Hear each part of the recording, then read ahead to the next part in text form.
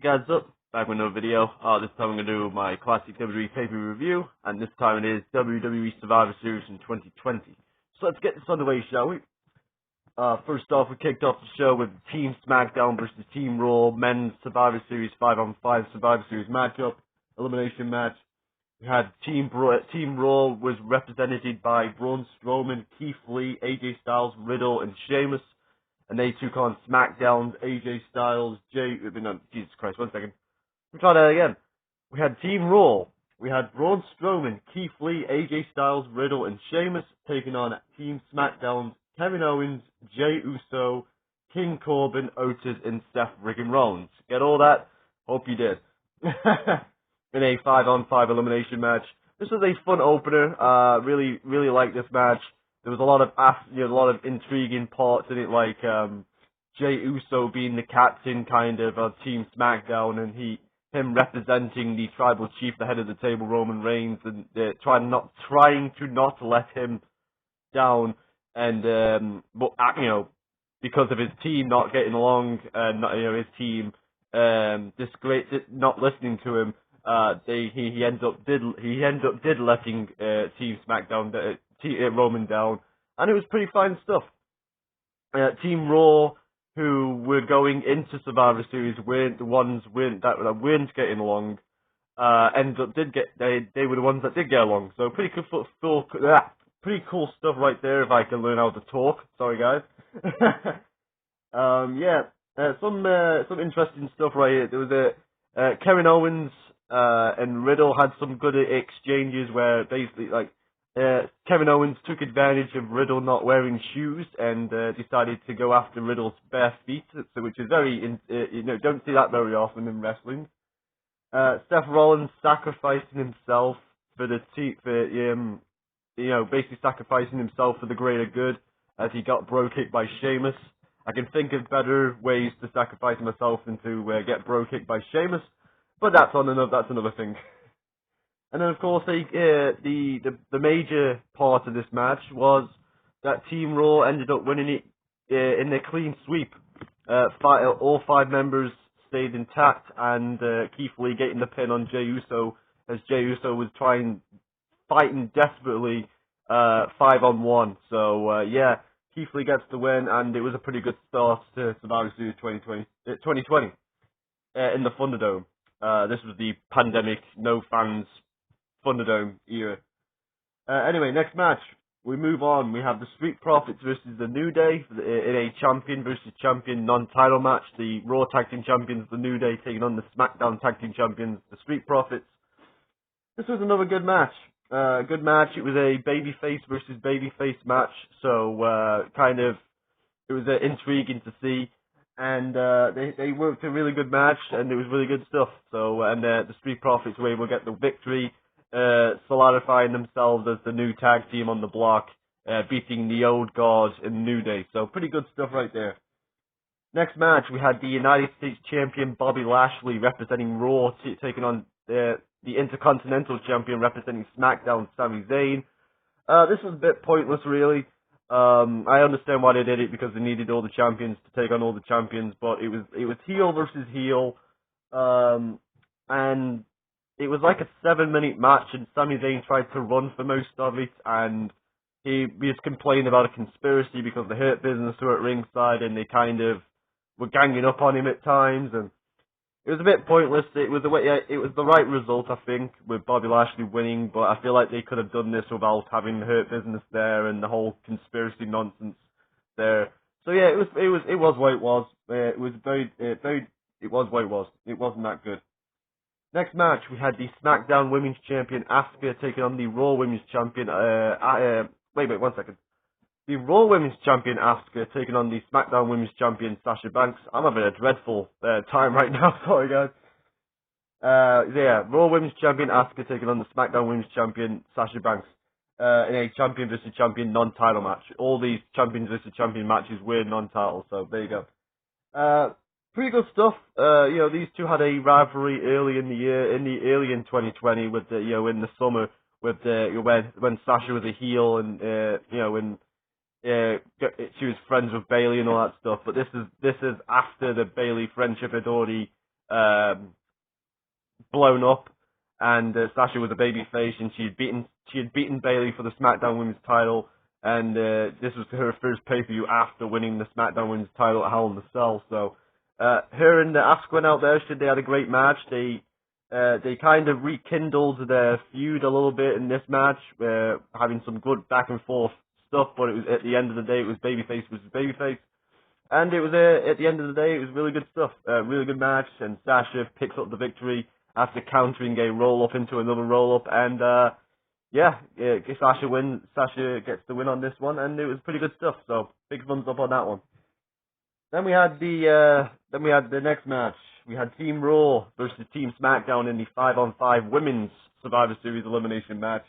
We had Team Raw represented by Nia Jax, Shayna Baszler, Lana, Lacey Evans, and Peyton Royce, taking on Team SmackDown represented by Bayley, Ruby Riott, Liv Morgan, Bianca Belair, and Natalya. Got that? Hope you did.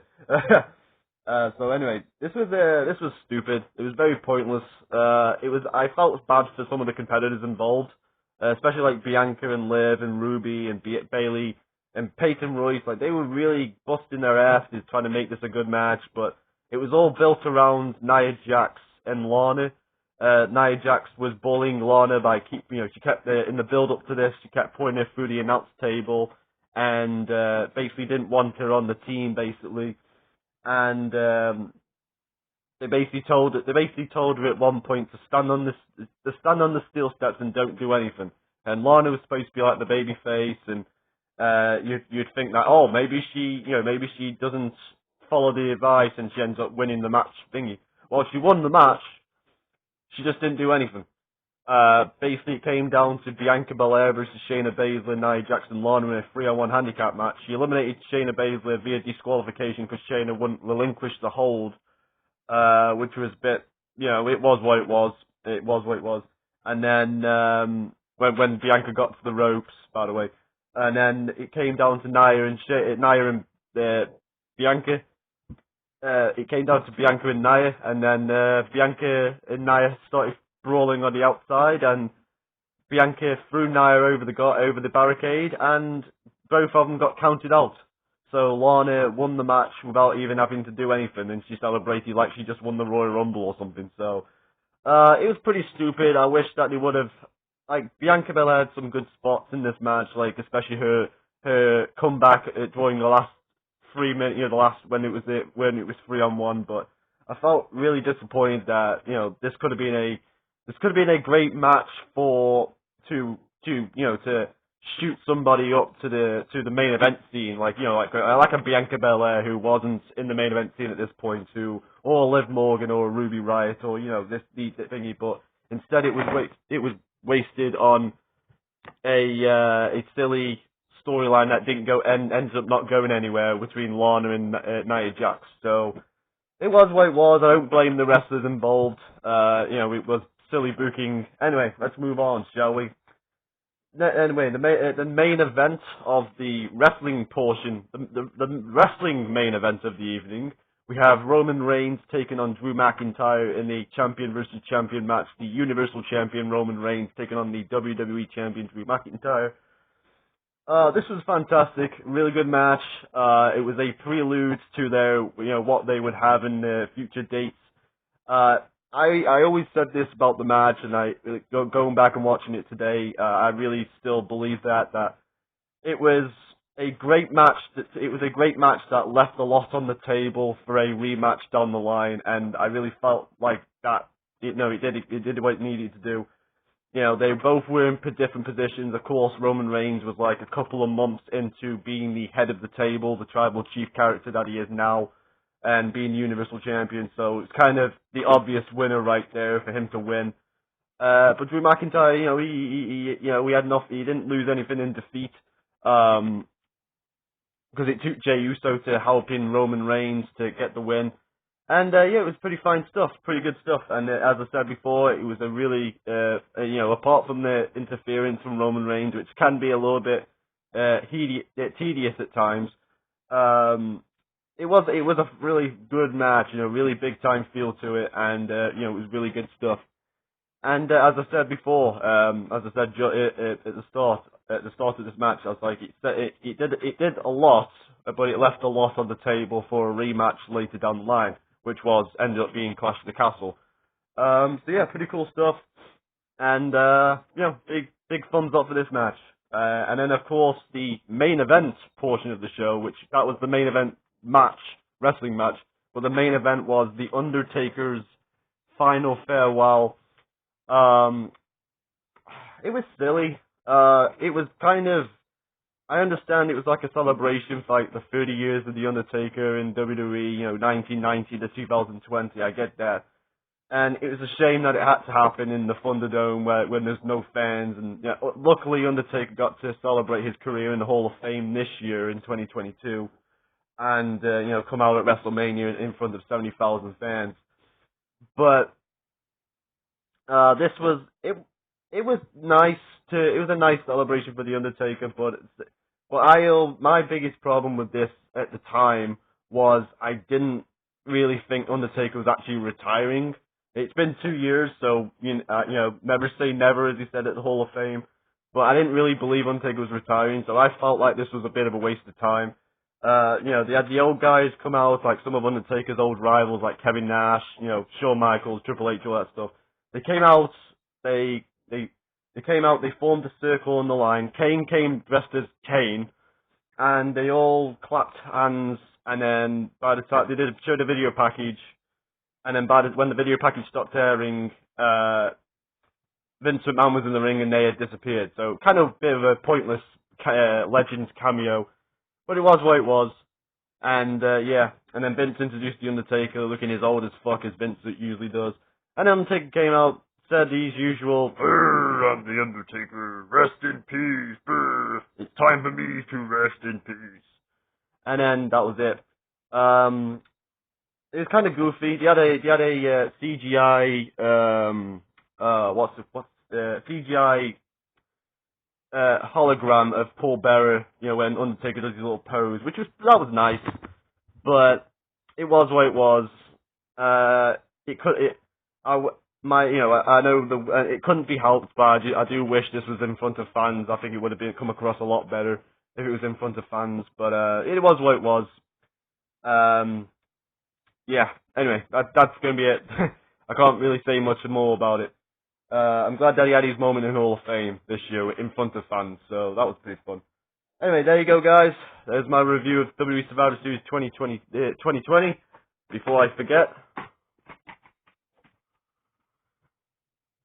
there's the disc artwork, kind of purple and black, with the Survivor Series 2020 logo, 12 certificate, and WWE home video, just in case you're interested. And there you go. There you go, guys. I gave this pay-per-view a 6 out of 10. The in-ring wrestling was good. So there was some great wrestling stuff. There was some great wrestling, but some of the booking was kind of brought it down in ratings for me. And the Undertaker stuff at the end wasn't really to blame, but I feel like they could have done. I feel like they could have done a bit more with the celebration rather than just have legends come out, then disappear, then Vince comes out, and then introduces Undertaker, and Undertaker does a 5-minute promo after like a 20-minute entrance. So yeah, it was a bit of a letdown for me. The Undertaker celebration was. But anyway, that's it. Gonna be it now, guys. Hope you enjoyed the review. Tell me what you think in the comments. Give me a like if I deserve it. Comment it. Subscribe if I deserve one. Probably not after this. And I'll see you guys next time. And I'm out.